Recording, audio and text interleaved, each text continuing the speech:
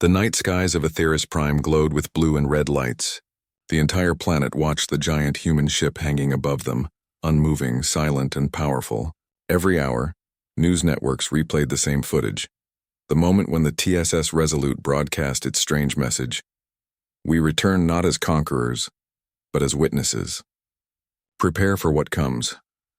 No one understood what it meant, but everyone felt the same fear deep inside. The Galactic Assembly had gone into emergency session. The Grand Chamber was filled again, thousands of alien voices echoing in confusion and anger. The Chancellor of the Assembly, Vrel of the Skatan, stood at the center podium. His 4 eyes glowed faintly as he spoke. Members of the Assembly, this situation cannot continue. A Terran ship has entered our capital system and refuses to identify its intentions. This is a direct threat to our peace.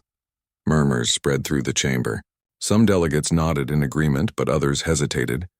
Ambassador Cathral of the Visari spoke up. With respect, Chancellor, the Terrans have not fired a single shot. Their message was not aggressive. We should not act rashly. Vrel slammed one hand against the podium. We cannot trust humans. History remembers them. They nearly destroyed the galaxy during the old wars. Their nature is violent. They cannot be reasoned with, Cathral sighed. And yet, Chancellor, if they wanted war, we would already be gone. That ship's power is beyond anything we can stop. The room fell quiet. Everyone knew it was true. The Resolute's energy readings were higher than any modern dreadnought. One blast from its weapons could probably destroy a planet. And yet it waited, calm like a watchful guardian, or perhaps a hunter. Outside the chamber, the city of SCIFI-Prime was restless. Citizens gathered in plazas, watching the dark silhouette of the Terran ship eclipse the stars. Children pointed at it, while elders whispered stories of the humans, the builders, the dreamers, the warriors who had once ruled half the galaxy before vanishing into silence. In the assembly control room, Linka was reviewing the files she had stolen from the old archives. The words from that Terran admiral's message still echoed in her mind. If you find this, it means the tide has reached you. We are leaving the galaxy, but we will come back when the stars begin to fall. She didn't know what the tide was, but her instincts told her it was connected to the Resolute's warning. Suddenly, her console beeped. A new signal. Not from the ship, but from the deep edge of the system. Strange, she whispered. Same frequency as the Terran beacon. She quickly sent the data to Cathral. When he saw it, his blood ran cold. The reading showed a massive energy surge. Something large was approaching the system from deep space. He didn't waste a moment. We must contact the humans, he said. Back in orbit, the TSS Resolute floated like a silent guardian above the planet. Inside its bridge, lights flickered softly. The ship was old but alive, its systems humming like a living being. At the center of the command deck stood a holographic figure, a man made of blue light. His face calm and unreadable. It was the ship's AI, Erebus. For centuries, Erebus had watched over what remained of humanity. He was more than a machine. He was the keeper of memory, the protector of promises. He looked out through the ship's sensors, watching the alien fleets surrounding him. So many ships, yet none compared to the power of the Resolute. Then a message came through on an encrypted channel. The voice was Cathral's. Terran vessel, this is the Galactic Assembly. Please respond. We have detected an energy anomaly in the outer sectors. Is this connected to your warning? Erebus hesitated for a few seconds, then replied. His voice was calm, deep, and slightly human. Yes, you must listen carefully. What you see approaching is not of your galaxy. It is the beginning of the hollow tide. Cathral frowned. The hollow tide? What is that? They are not a species, Erebus said. They are a hunger. They consume everything they touch, matter, life, even energy. We fought them beyond the galactic rim. We ran. Now they have followed us here. The line went silent. In the assembly chamber, the translation played for all to hear. Many delegates refused to believe it. This is a manipulation, said one. The humans are trying to frighten us, but the energy readings didn't lie. The anomaly was growing larger every hour. Cathral turned to the Chancellor. We have to prepare. If the humans are right, this could destroy everything. The Chancellor hesitated. His pride battled with fear. Finally, he gave a short nod. Contact the fleet. Double the defenses around SCIFI-Prime, and keep your human ship under watch. That night, Linka watched the stars from her laboratory balcony. The sky looked peaceful, but she could feel something changing, an invisible weight pressing against the air. Suddenly, her communicator buzzed. "Linka," Cathral's voice came through urgent. "The humans are transmitting again.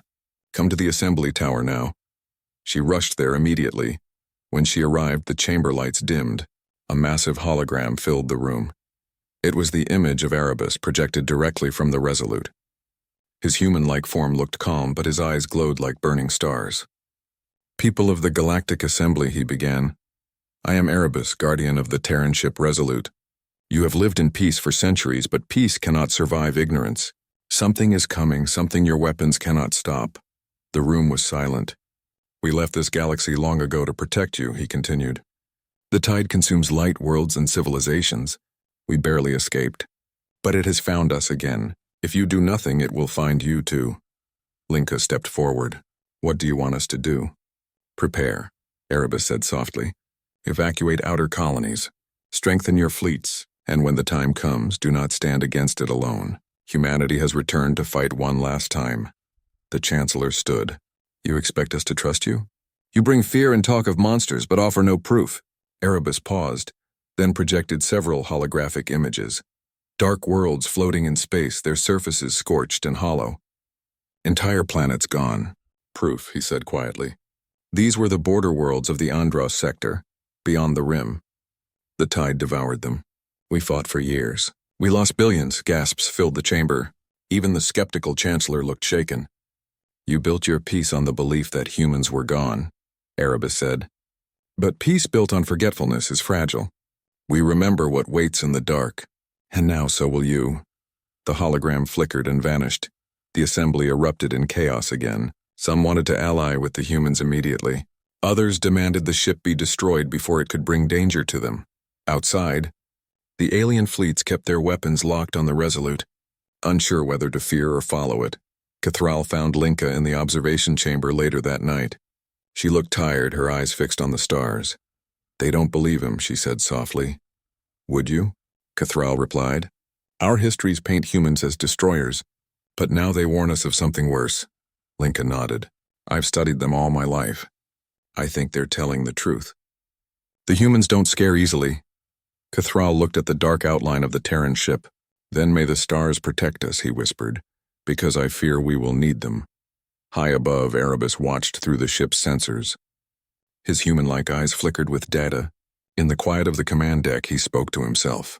"We came to warn them, but will they listen?"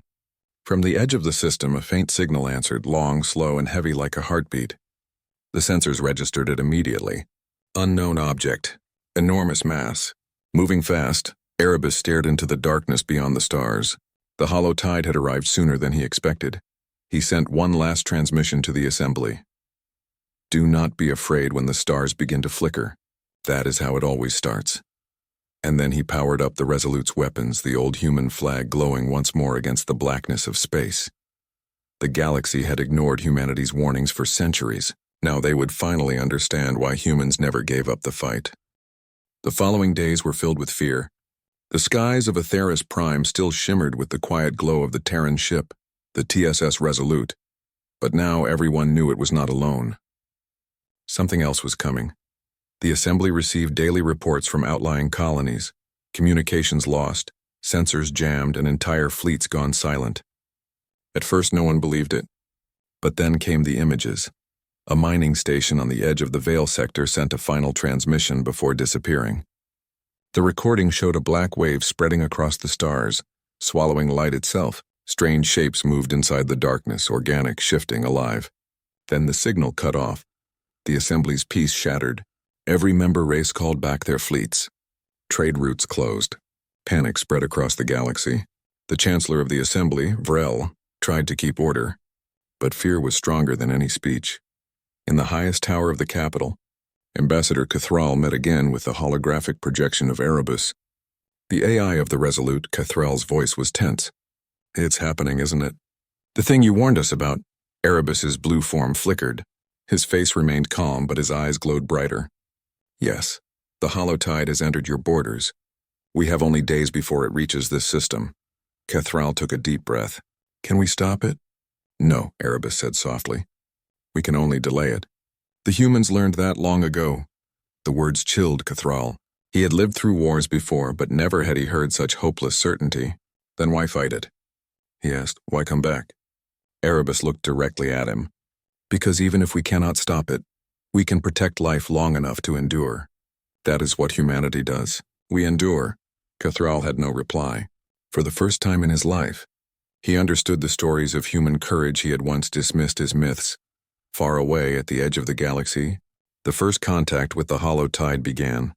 The combined fleets of the assembly, thousands of ships, formed a defensive wall near the border. Every species contributed: Visari cruisers, Skatan carriers, and Traylan drones. Together they waited for the darkness. At first their sensors showed nothing. Then the stars began to fade.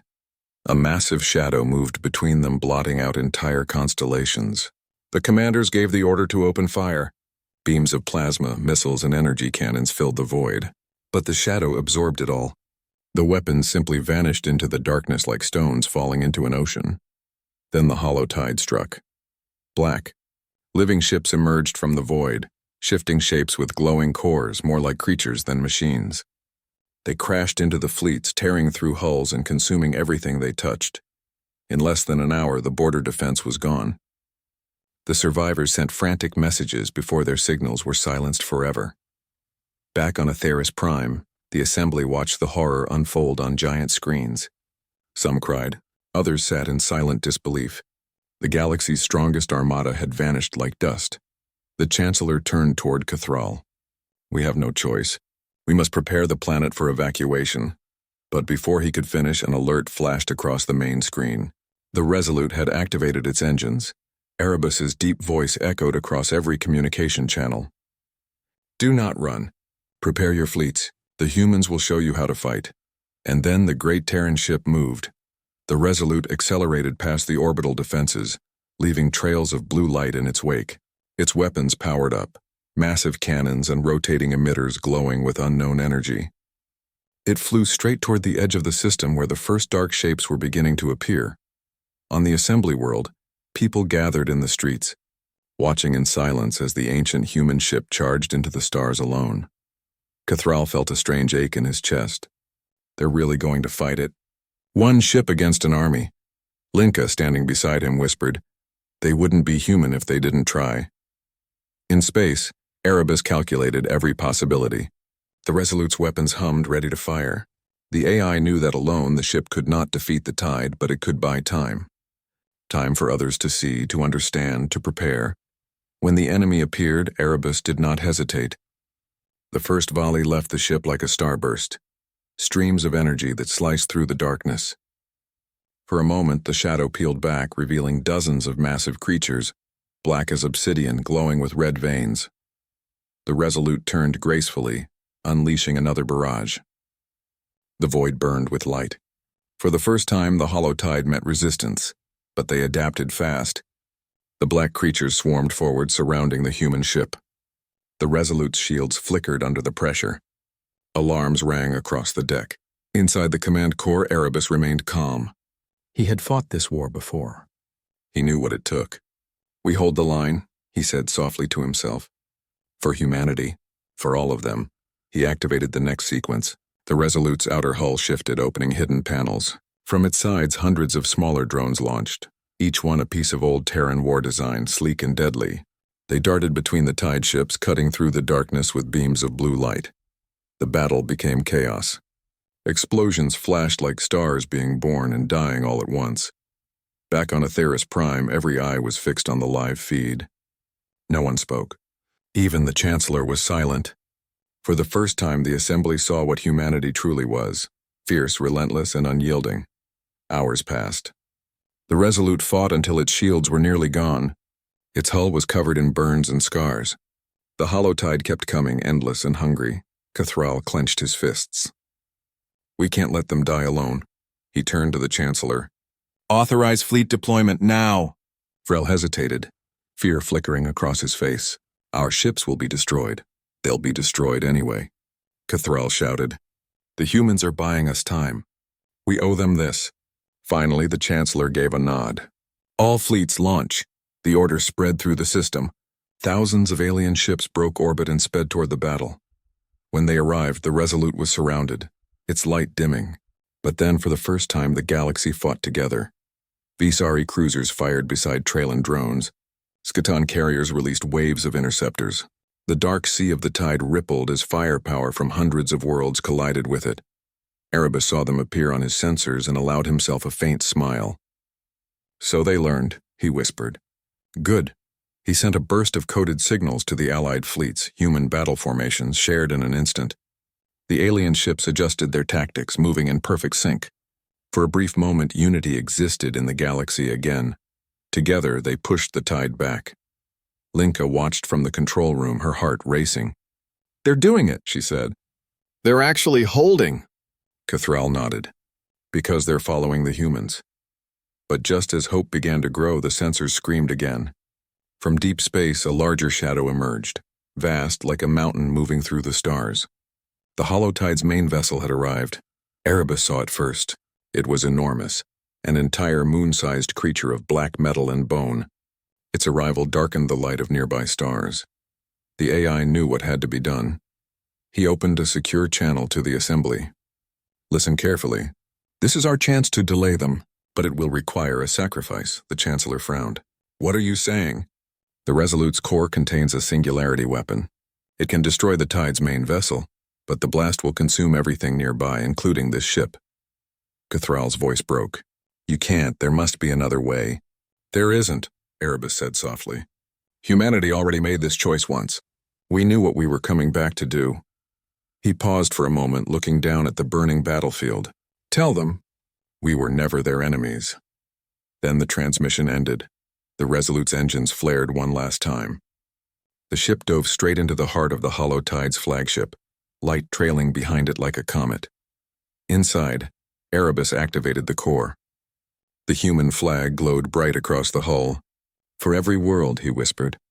"For every life." And then the stars exploded.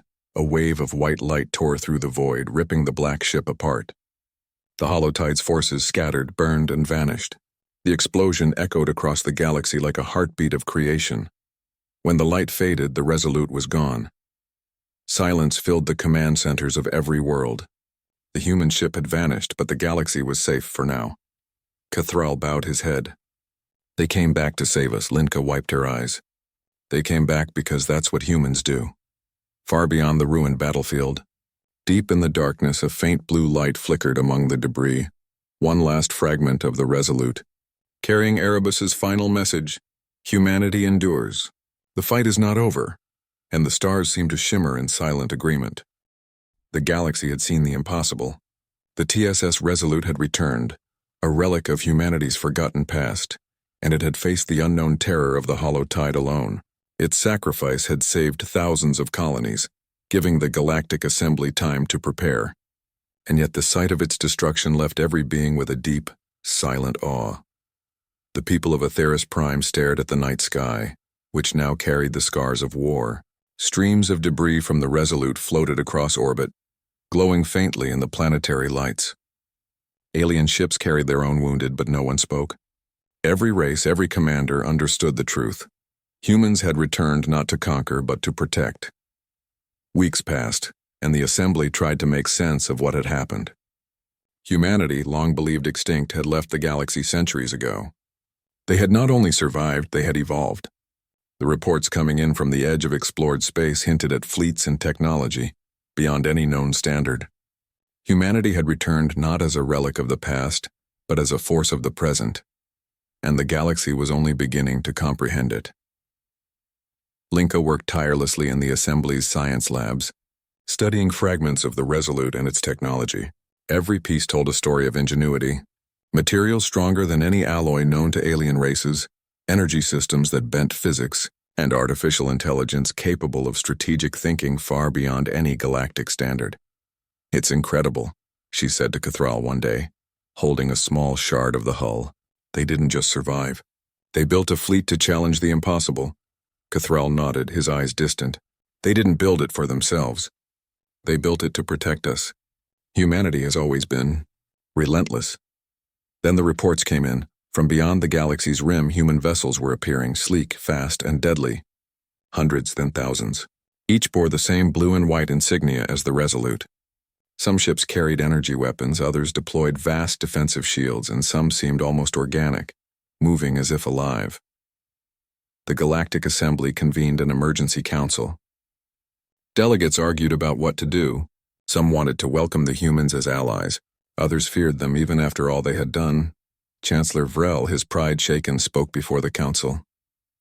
"They are humans," he said quietly. "They are not here to conquer, and yet their power is unmatched. We cannot ignore them." Ambassador Cathral stepped forward. "They fought to protect us. Humanity returned when we needed them most. We should not fear them. We must learn from them." A murmur ran through the chamber. It was true. Humans had risked everything, and yet they had not demanded anything in return. They had come back for the sake of others. Far away at the front lines of the Hollow Tide's remnants, human ships moved with perfect coordination. Erebus, the AI of the Resolute, now integrated into the new fleet, guided them with calm precision. Every strike was calculated. Every maneuver predicted the enemy's response. Cathral watched the battle feeds projected across the Assembly's chambers. The humans were methodical but fierce. They did not simply destroy the enemy. They contained it, redirected it, and neutralized its ability to spread. Linka leaned over the console. "They're teaching the galaxy how to fight," she whispered. "Every move, every tactic. The humans are setting an example." Suddenly, the sensors registered a new anomaly. A massive Hollow Tide vessel, far larger than anything encountered before, moving toward the galaxy's core. Even the alien fleets faltered in fear. Erebus's voice filled the command channels. "This vessel must be stopped. It carries the tide's essence. If it reaches the inner systems, entire civilizations will be consumed." Cathral turned to the Chancellor. "We have no choice. The humans must lead this battle." Vrel nodded slowly. "Then we follow their lead. All fleets engage only under their command." The next day, human ships formed a massive formation stretching across several light minutes of space. At the center floated a new flagship, larger and more advanced than the Resolute, glowing with blue energy and carrying Erebus's presence. It was the heart of humanity's fleet. From the assembly, the galaxy watched in awe as the humans moved as one. Each ship responded instantly to signals, firing, defending, and maneuvering in perfect harmony. The alien fleets, inexperienced in such tactics, struggled to keep pace, but Erebus adjusted formations in real time, integrating them into the human strategy. The first clash was monumental. The Tide's flagship attacked with dark energy waves that tore through space itself. Alien fleets were battered, but the humans countered with precise strikes, creating protective shields around entire systems. Explosions filled the void, but the human ships pressed forward relentlessly. Cathral could barely contain his amazement. "It's beautiful," he murmured. "They fight not just to win, but to protect everything around them." Linka's eyes were wide. "It's like watching the legends come alive." As the battle continued, the assembly received transmissions from human commanders. Their messages were calm, almost gentle, even as chaos raged around them. "Hold your positions. Trust our formations. Do not retreat." The humans did not shout orders, they shared strategy. Alien fleets, previously scattered and fearful, now moved with renewed confidence. The galaxy began to see why the humans had once ruled the stars. They were fearless, adaptive, and driven by purpose. During one critical moment, a massive Hollow Tide ship broke through the defenses and headed straight for the inner system. The alien fleet panicked, but the humans responded immediately. Erebus commanded a squadron to intercept, while the flagship focused all energy on a massive gravitational pulse. The black vessel slowed, twisted, and finally shattered into fragments, consumed by light. The assembly's people cheered. For the first time, many realized humans had returned not to dominate, but to lead. Even in the midst of victory, Erebus reminded the galaxy of the stakes. This is only the beginning. The tide may be delayed, but it is endless. Humanity returned to fight not for glory, but to give you time. You must learn to stand together or all will be lost. Cathral felt a new respect for the human race, a feeling he had never experienced before. He turned to Linka. "They are not just survivors. They are the galaxy's hope." Linka nodded. "And they didn't come for thanks or reward. That's incredible." The final moments of the battle came when the human fleet cornered the last of the hollow tide forces at the edge of the system. The black ships, sensing defeat, tried to escape, but the humans anticipated every move. They were relentless, intelligent, and perfectly synchronized. The alien fleets, once hesitant and fearful, now fought alongside them as equals. Erebus coordinated the final strike. The human flagship released a wave of energy so powerful, it tore through the remaining tide ships, disintegrating them entirely. Silence followed. The stars returned. Light returned. The galaxy had survived. Back on Atheris Prime, the assembly celebrated cautiously. Humanity's fleet was still present, but they did not stay in orbit for long. One by one, human ships began to depart, moving toward the unexplored sectors beyond the rim. Erebus sent one final message to the assembly. Humanity's task is not finished. We have returned to fight, but the galaxy must now learn to protect itself. Remember what you have seen. Stand united or the darkness will return. We will watch, and when the time comes, we will return. Cathral, Linka, and the Chancellor stood in silence, watching the humans disappear into the void. A mixture of awe, gratitude, and humility filled every heart. Linka whispered, "They came back to fight." "And to teach us courage," Cathral nodded. "They are the best of what humanity was and still is. We have no right to forget that." For the first time in centuries, the galaxy felt a new sense of purpose. Humanity's resolve had rekindled hope in even the most fearful hearts. And though the Resolute and its fleet had moved on, every being knew this truth. Humanity had returned not to conquer, but to protect, and in doing so, they had reminded the galaxy of what it meant to endure, to fight, and to rise above fear. The galaxy was quiet. For the first time in centuries, the stars seemed calm, as if taking a deep breath after the storm of the hollow tide. The alien fleets, battered but alive, drifted in orbit around Atheris Prime, repairing, recharging, and regrouping. Citizens on the planet looked up at the sky, expecting to see human ships returning, but the TSS Resolute and its fleet were gone, leaving only fragments of wreckage floating silently in space. In the Galactic Assembly Chamber, delegates gathered once more. The halls were quieter than before, filled with reflection rather than debate. Even the Chancellor, who had once doubted humanity's intentions, spoke softly. "We witnessed something beyond our understanding," Vrel began.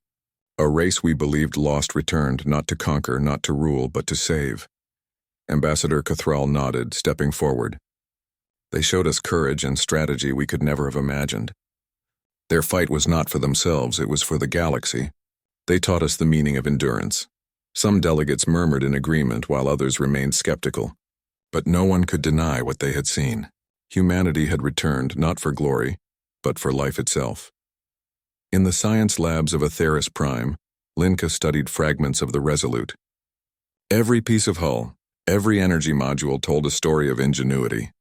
Some materials absorbed energy before it could reach the inner layers. Others repaired themselves almost instantly. The AI systems, partially preserved, had given instructions for the assembly fleets, teaching them tactics and formations beyond anything they had known. "This isn't just technology," Linka said quietly to Cathral. "It's a philosophy. They designed every ship to survive, to protect, to fight with purpose. Humanity doesn't just build machines, they build hope." Cathral smiled faintly, his eyes still on the fragments.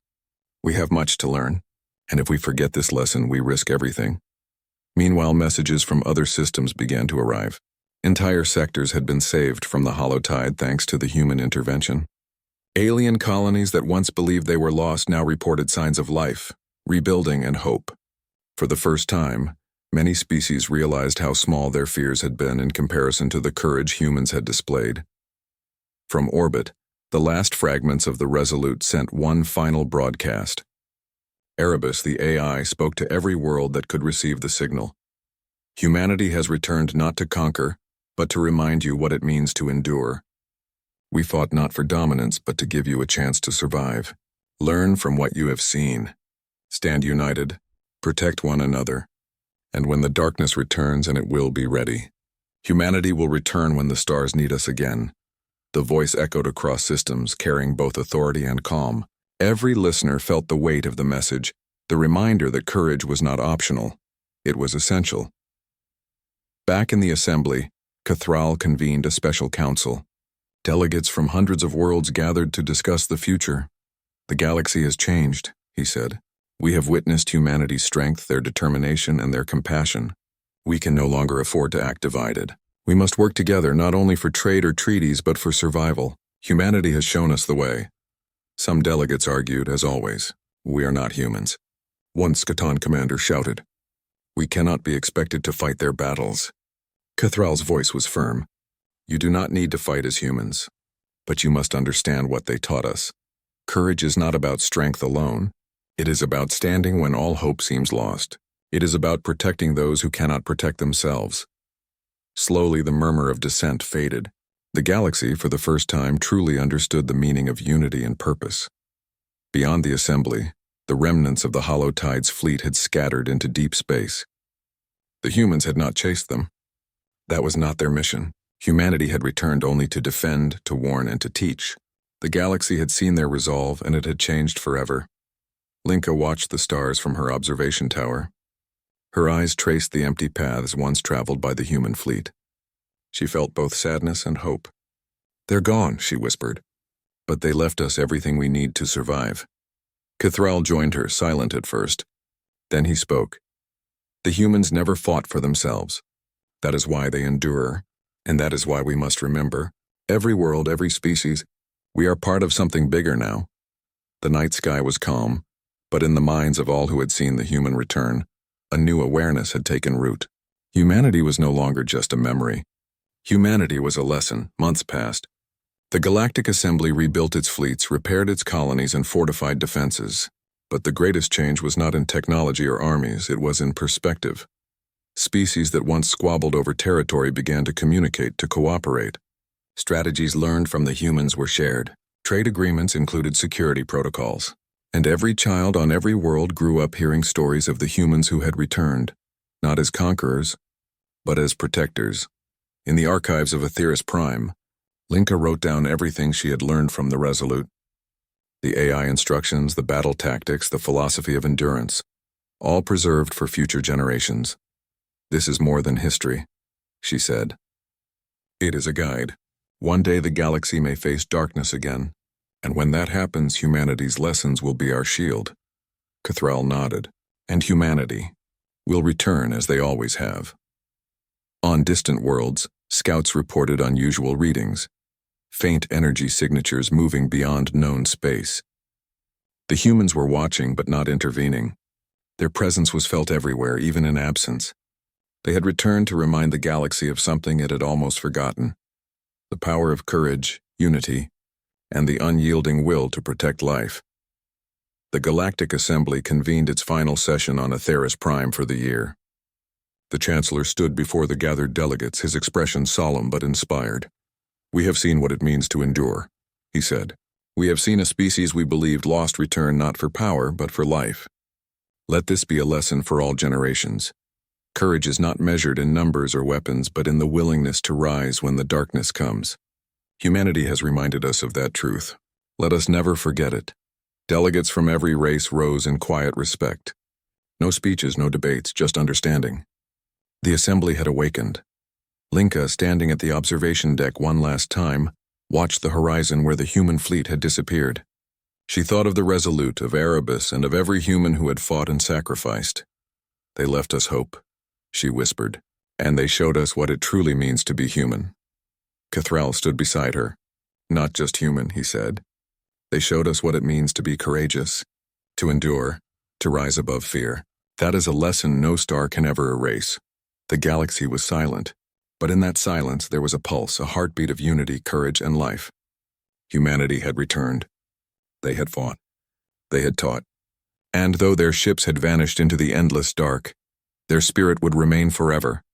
And in every world, from the tallest city spire to the smallest village, the story spread. Humanity endures. Humanity protects. Humanity rises. The stars, once silent witnesses to chaos and war, now seemed to shine brighter. The galaxy had been awakened, and in that awakening hope had been reborn. The grand hall of the Galactic Council glowed with soft blue light. It was a place built to impress, a vast circular chamber surrounded by shining marble-like walls and hovering holographic banners that displayed the emblems of 100 different species. Every delegate sat in a floating seat that drifted in a perfect circle around the central platform, where the High Chancellor stood. For the first time in nearly a century, the Council was united on one issue: the humans. The High Chancellor, a tall insectoid being named Valor of the Karth Dominion, raised one of his four thin arms. The hall slowly fell silent. "Delegates," he said in a voice that echoed through the chamber, "we gather here to close a chapter of galactic history. It has been 103 standard years since the fall of Earth. No confirmed human signals have been detected since then. Their colonies are gone, their fleets scattered, and their homeworld uninhabitable."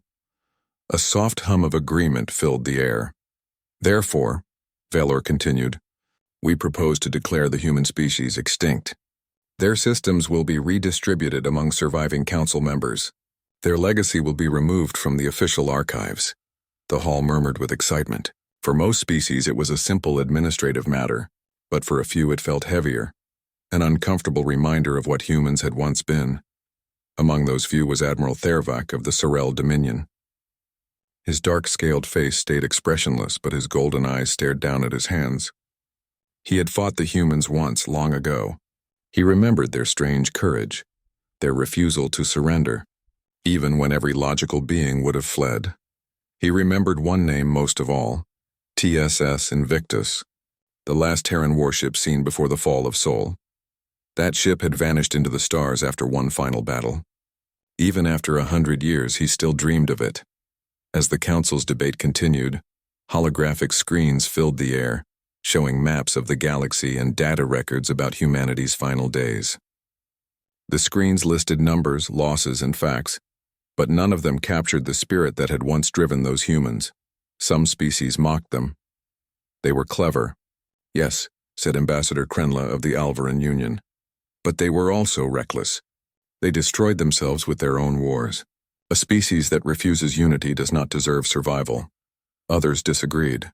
Envoy Talran, a tall, crystalline being from the Sarathi Reach, tilted his shining head. "Perhaps," he said, "but they taught us much. Their technology and medicine, their efforts to aid refugees, they were not all war and chaos." Valor's eyes flashed. "And yet they are gone. Their fate is decided." He raised his arm again. "Let us vote." Just as the chamber's light dimmed for the vote, a deep vibration rolled through the floor. It was soft at first, like distant thunder. Then the hall's main lights flickered and every hologram froze. The hum of the Council's energy field shifted in tone, from calm to alarm. Valor turned sharply. "Council security report." A few seconds later, a voice crackled through the comms. "This is orbital control," said a nervous officer.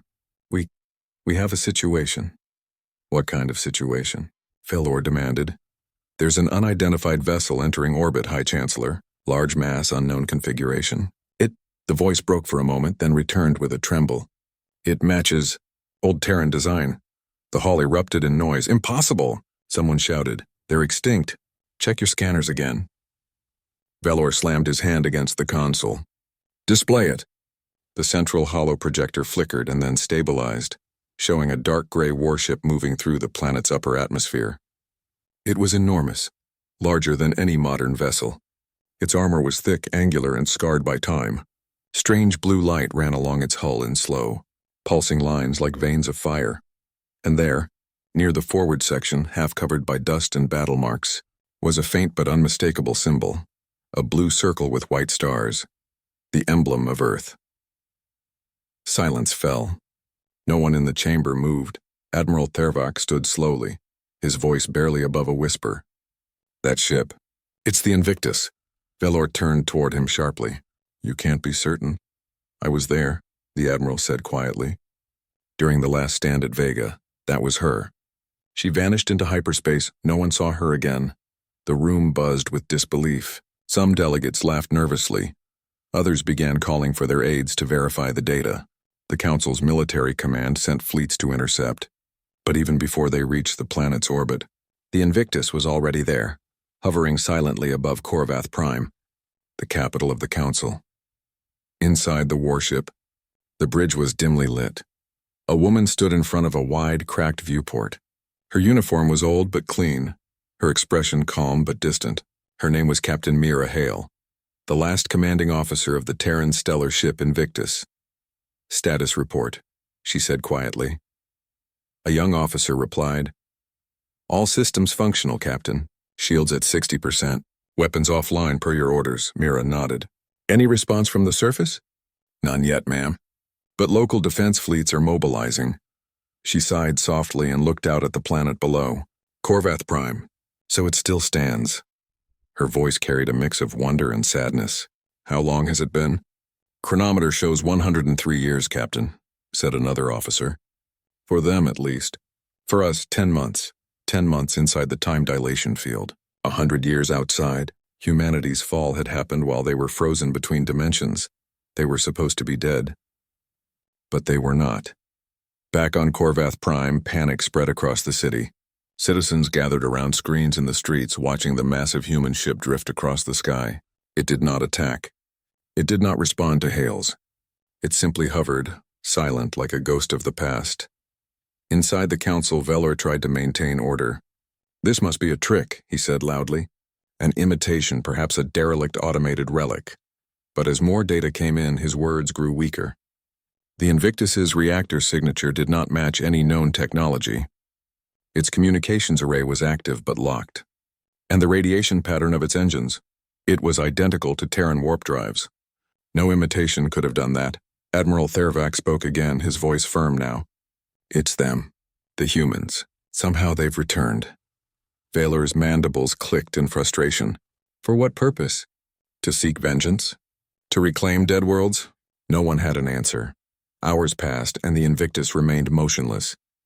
The Council tried every form of communication: radio, quantum relay, even light signals. Finally, as the third attempt ended, a single message arrived. It was short, clear, and broadcast in every known language. "We come not as conquerors. We come home." The word spread across the galaxy within minutes. On distant colonies, old veterans of the Orion Wars stared at their screens in disbelief. Some cried. Others smiled faintly, whispering, "They made it." In the council chamber, fear and confusion mixed like storm clouds. Velor turned to Thervac. "Prepare the fleet. If they mean harm, we will respond." Thervac hesitated. "And if they don't? Then we will decide what to do with them," Velor said coldly. But deep inside, even he wasn't certain anymore. For the first time in decades, the galaxy faced the one thing it could not control: the unknown spirit of humanity. High above Corvath Prime, Captain Mira Hale stood in silence, watching the fleets gather below her ship. Her crew waited for orders. "Captain," her first officer asked quietly. "What now?" Mira closed her eyes for a moment, listening to the hum of the engines, the same engines that had carried her people through their final war. When she opened them again, her expression was calm, determined. "Now," she said softly, "we remind them who we are." The Invictus began to move.